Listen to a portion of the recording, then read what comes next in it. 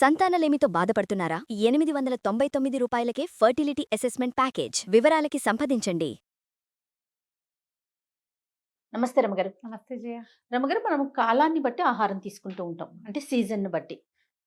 వేసవికాలం ఒకలాగా, శీతాకాలం ఒకలాగా, వర్షాకాలం ఒకలాగా. ఎందుకంటే దాన్ని బట్టే ప్రకృతి మనకి అలాంటి పంటని పండిస్తది. మన శరీరం కూడా దాన్నే తీసుకుంటుంది. అవును. రాబోయే కాలానికి ముందుగానే తీసుకుంటుంటాం కదా, ఋతువును బట్టి అట్లా. సో శీతాకాలం మరి ఈ కాలంలో ఏమి తినాలంటారు, ఏమి తినకూడదు? సీజనల్ ఫ్రూట్స్ తినాలి మొదట. నీళ్ళు ఎక్కువ తాగాలి జయ. అసలు నీళ్ళ దాహమే వేయదు అవును కదా. యూరినేషన్ ఎక్కువగానే ఉంటుంది చల్లదనం వల్ల. కానీ వాటర్ మాత్రం ఇంటేక్ ఉంచుకోవాలి. పెంచాలని నేను చెప్పటం లేదు, బట్ చలేస్తోంది కాబట్టి మంచినీళ్ళు తాగకుండా ఉండటం అనేది అసలు చేయొద్దు. వాటర్ ఇంటేక్ అవసరం. చల్లటి నీళ్ళు తాగబుద్ది కాబట్టి కొంచెం వెచ్చటి నీళ్ళు తాగండి. మజ్జిగను కూడా కొంచెం వేడిగా పెరుగుని చిలికేసి కొంచెం వేడి నీళ్ళు పోసుకుని తాగండి. పళ్ళ రసాలు వాటికంటే పళ్ళు తినడమే మంచిది. ఇప్పుడు బాగా విస్తారంగా మనకి ఆరెంజెస్ బాగా కనపడతాయి. శీతాకాలం కదా. అవును, సీతాఫలాలు ఒకటి కనిపిస్తాయి. సీతాఫలాలు ఏమంటారు దాన్ని? సీతాఫలంగా కాయలే కదా అంటారు. సీతాఫలాలు బాగా కనిపిస్తాయి, అవి తినండి. ఇంకో పేరు ఉంటుంది కాదు, ఏమైనా పల్లెటూళ్ళలో వేరే పేరు ఉంటుందేమోనని. ఓకే, నాకైతే సీతాఫలమే కదా. సీతాఫలాలు తినచ్చు. అయితే ఏ పళ్ళనైనా రాత్రిపూట బెడ్ టైంలో తినకపోవటం మంచిది. కరెక్ట్ అండి. బెడ్ టైంలో తినద్దు. పిల్లలకు కూడా రాత్రిపూట 11 గంటలకి 10ంటికి ఆకలి అంటే ఏదైనా వేడిగా పెట్టడానికి ట్రై చేయండి. అట్లీస్ట్ ఒక వేడిగా వాటర్ అయినా సరే కానీ సీతాఫలము, ఈ కమలాలు, ఆరెంజెస్ లాంటివి అలాంటివి పెట్టద్దు. ఇప్పటిదాకా మీ కొబ్బరి నీళ్ళు తీసుకునే అలవాటు ఉంటే కొంచెం కొబ్బరి నీళ్ళు తగ్గించండి. ఈ సీజన్లో కొబ్బరి నీళ్ళు తక్కువ తీసుకుని కొబ్బరి తినచ్చు. ఓకే, కొబ్బరి తినచ్చు. సీజనల్ ఫ్రూట్స్ అన్నీ ధారాళంగా విస్తారంగా తీసుకోండి. ఏ ఫ్రూట్ అయినా బిఫోర్ 7 అని పెట్టుకుంటే మంచిది. ఈవినింగ్ 7 లోపలే ఏ ఫ్రూట్స్ అయినా తినచ్చు. మజ్జిగ పరిస్థితి ఏంటి రమ్మగారు? మజ్జిగ తీసుకోవచ్చు? మజ్జిగ కూడా జయ మంచిది కాదు. జలుబు ఎక్కువ, జలుబుని పెంచుతుంది, చల్లదనం కదా. అందుకని ముందే తీసుకోవాలి. ఒకవేళ టిఫిన్ చేసి మజ్జిగ తీసుకునే అలవాటు ఉన్న వాళ్ళు కొంచెం గోరువెచ్చటి మజ్జిగ తీసుకుంటే మంచిది. వెచ్చటి మజ్జిగ చేసుకునే విధానం ఒకటి చెప్పాము. అవునవును. మజ్జిగలో కలుపుకునే పొడి కూడా మన ఛానల్లో ఉన్నాయి, కావాలంటే ట్రై చేయండి, అది కూడా బాగుంటుంది. సింపుల్ గా చెప్తాను చూడు. కొంచెం కరివేపాకు, తర్వాత ధనియాలు, జీలకర్ర, కొన్ని మిరియాలు, మీకు నచ్చితే వాము కూడా లైట్గా వేయించండి. వేయించేసి మెత్తటి పొడి కొట్టి పెట్టుకోండి. ఆ పొడిని పెరుగులో వేసి చిలికేసి గోరువెచ్చటి నీళ్లు పోసుకుని తాగితే మహా బాగుంటుంది రుచిగా. ఓకే, సాల్ట్ వేసుకోండి మీ రుచిని అనుసరించి, నిమ్మకాయ ఎక్కర్లేదు. ఇలా బాగుంటుంది. కరివేపాకు, ఫ్రెష్ కరివేపాకు కొంచెం ఇట్లా చిదిపి కనుక వేస్తే ఒక 5 నిమిషాల్లో వాసన పట్టేస్తుంది. అది బాగుంటుంది, తాగొచ్చు. అయితే ఆహార పదార్థాలు ఏవైనా సరే వేడిగా తినడానికి ట్రై చేయండి. పొద్దున వండినవి సాయంత్రానికి తినద్దు. ఎందుకంటే వాతావరణం అంతా శైత్యమే, చల్లదనమే ఉంటుంది. రాత్రిళ్ళు మరీ చల్లగా ఉంటుంది. ఈ పొద్దుటి పూట వండుకుని కూరలు అవి 2 పూటలకు సరిపడా వండేస్తారు. మరి పెద్దవాళ్ళు, చేసుకోలేని వాళ్ళు, ఈ వ్యాపారాలు లేదా ఉద్యోగాలకు వెళ్ళేవాళ్ళు రెండో పూట మళ్ళీ వచ్చి ఏం వండుకుంటాం అని కూడా అనిపిస్తుంది. పోనీ కనీసం కూరలు పులుసులు ఉంచుకున్నా అన్నం వేడిగా వండుకోండి. వేడి వేడి అన్నంలో ఈ కూరలు అవి చారులో పులుసులో వేసుకుని తింటే సరిపోతుంది. చారు పులుసు అయితే వెచ్చబెట్టుకోవచ్చు. కూరలు అవి మళ్ళీ వేయించటాలు అలాంటి పని చేయబోకండి. అన్నం వేడిగా ఉంటే సరిపోతుంది. కొంచెం ఈ కాలంలో వేడి వేడి పచ్చళ్ళు తినడం మంచిది. కొంచెం హాట్ అన్నం, వేడివేడి అన్నంలో ఈ ఉసిరావకాయలని, తర్వాత ఏమో ఉసిరికాయ పచ్చడి, బీరకాయ పచ్చడి చేసుకుంటాం కదా. సీజనల్ పచ్చళ్ళు చేస్తాం కదా, ఆ పచ్చడి వేసుకుని తింటే ఎక్కువ మంచిది. కారంగా తినడము, కాస్త ఆవకాయలు కలుపుకోవటము, అవి ఎక్కువ మంచిది. ఈ సీజన్కి అది మనకి ఒంటికి వేడిని పుట్టిస్తుంది అనమాట ఎంతో కొంత. ఆవ వేసిన పచ్చళ్ళు కూడా చాలా మంచివి. ఆవ పెట్టిన కూరలు మన ఛానల్లో ఉన్నాయి, చూడండి. ట్రెడిషనల్ ఆవే. ఇందులో మసాలా వెల్లుల్లిపాయలు, ఉల్లిపాయ నో వెల్లుల్లిపాయ, నో ఉల్లిపాయ. జనరల్ కూర కొద్దిగా పులుసు వేసిన కూరలో కొంచెం ఆవాలు నూరి కలుపుకోవటం. దోసావకాయ లాంటివి చాలా మంచిది. దోసావకాయ తింటారు కదా, ఫ్రెష్ ఆవకాయ.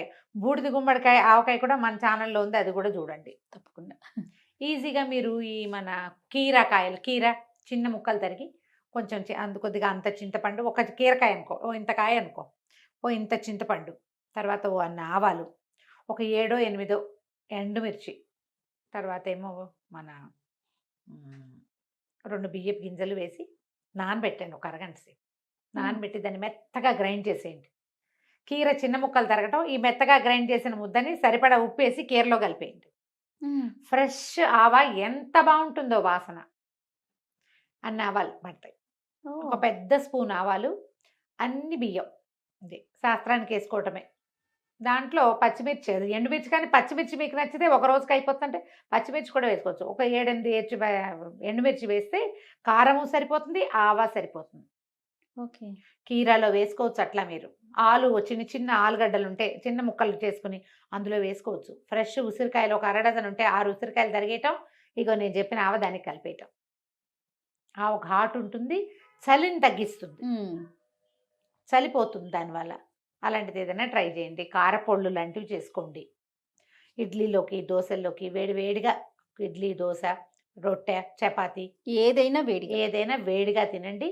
పిల్లలకు కూడా వేడి వేడి పదార్థాలు పెట్టండి. చల్లారిపోయినవి, పొద్దుటివి, నిన్నటివి తినకుండా ఉండటమే మంచిది.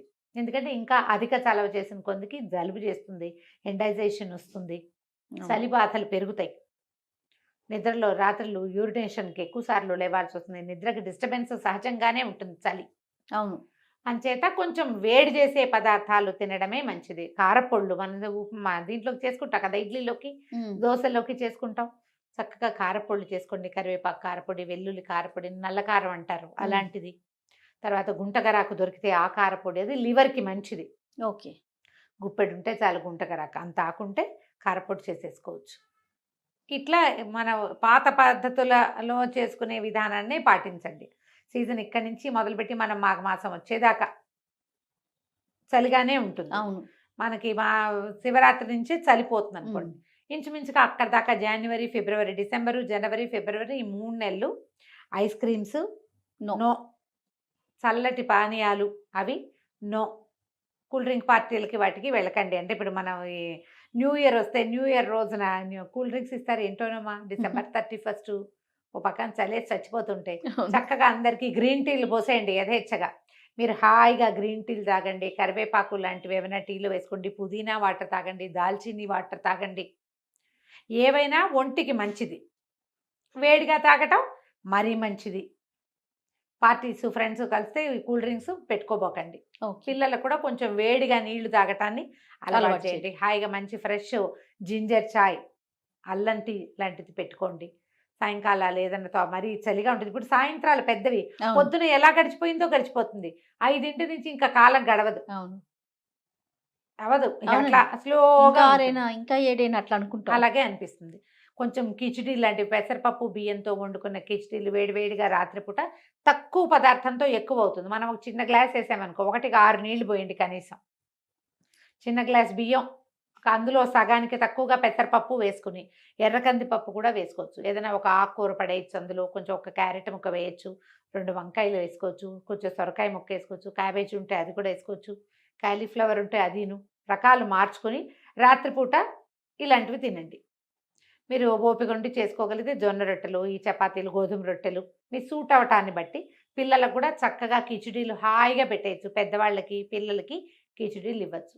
ఏమైనా జావలు తీసుకోవచ్చు, బియ్యపు రవ్వ జావ కానీ, రాగి మాల్ట లాంటిది కానీ, జొన్న రవ్వ జావ కానీ, ఏదైనా సరే జావలు తీసుకోవచ్చు. రాత్రిపూట వేడివేడిగా పెందరాళ్ళే పడుకోండి, వెచ్చని బట్టలు ధరించండి. పిల్లలు కూడా వెచ్చగా ఏమైనా వేయండి. రాత్రిళ్ళు పిల్లలు నిద్ర లేచేస్తుంటారు, పక్కలు తడిపేసుకుంటారు, నిద్రలేస్తారు. రాత్రిపూట పిల్లలకి పెరుగన్నం మానేయండి దాదాపుగా. పాలు అన్నం పెట్టండి. ఓకే. పెరుగు వల్ల కొంచెం యూరినేషన్ పెరుగుతుంది. మజ్జిగ పెరుగు ఇవ్వకుండా, ఒకవేళ ఏమైనా అలా ఇవ్వాల్సిందే పిల్లలు లేకపోతే తినరంటే పెందరాళ్ళు 7 గంటలకు పెట్టేసేయండి. పడుకునేటప్పుడు వెచ్చగా వంటికి ఒక స్వెట్టర్ వేసి, మీరు కూడా స్వెట్టర్ వేసుకుని పడుకోండి, మెలకు రాదు, గాఢమైన నిద్ర ఉంటుంది. పిల్లలు కూడా అలాగే వెచ్చటి బట్టలు వేసి పడుకోబెట్టండి. గదులు అవి వెచ్చగా ఉంచుకోండి. దోమలు ఉంటాయి, కాస్త చూసుకోండి. మనం జాగ్రత్తగా ఈ 2-3 నెలలు గడిపేసి, ఇది పెద్దవాళ్ళు ఉన్న ఇళ్లలో, ఏజ్డ్ పీపుల్ ఉన్నప్పుడు కానీ, చంటి పిల్లలు ఉన్నప్పుడు కానీ, బాలింతలు, గర్భవతులు ఉన్నప్పుడు కానీ కొంచెం ఇంట్లో దోమలు లేకుండా, ఇల్లు వెచ్చగా, తడిగా, పొడిగా, మాయిశ్చర్గా అట్లా ఉండకూడదు. అవన్నీ జబ్బుకి కారణం అవుతాయి. దాంతోపాటు మనం తినే ఆహారం కూడా అంత కాలానికి తగినది కాలేదనుకో, 2 కలిసి ఇంకా ఎక్కువైపోతాయి. ఓకే. సీజన్ చల్లగా ఉంది కాబట్టి మీరు వేడి పదార్థాలు, వేడి చేసే పదార్థాలు ఇవి తీసుకోండి. ఒకవేళ ఎక్కువగా ఆకుకూరలు తిని మీకు ఓవర్ హీట్ చేస్తే నేను చెప్పలేను, ఓవర్ హీట్ చేయకుండా చూసుకోండి. రైట్. హెల్తీ ఫుడ్ తీసుకోవటమే మంచిది.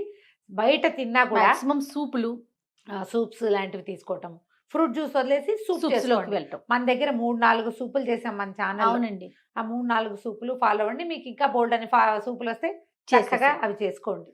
రైట్. హాయిగా రాగి సూప్ కూడా ఉంది మన ఛానల్లో. అవును. అది కూడా బాగుంటుంది. అలా కూడా చేసుకోవచ్చు. పిల్లలకి పెద్దవాళ్ళకి ఇవ్వచ్చు. సీజన్ బాగుండనప్పుడు బయట తినకుండా ఉండడం మంచిది. చాలా మంచిది. ఒకవేళ బయట తినాల్సే వచ్చి ఏదో ఫ్రెండ్స్తో వెళ్తామో లేదా మనమే బయటకు వెళ్తాం అవుటింగ్, ఏదో ఊరు వెళ్ళాలనుకుంటున్నాం, అక్కడ తింటాం కదా. తప్పు. సాధ్యమైనంత వేడివేడిగా ఉండే పదార్థాలు లాంటి చట్నీలు మానేయండి. బయట సాంబార్ తీసుకోవచ్చు, పర్వాలా, కొంచెం మటుకు అవును. బెటర్. వేడివేగా ఉన్న పదార్థం తినడానికి ట్రై చేయండి. తప్పకుండా రమ్మగారు. నమస్తే. నమస్తే జయ.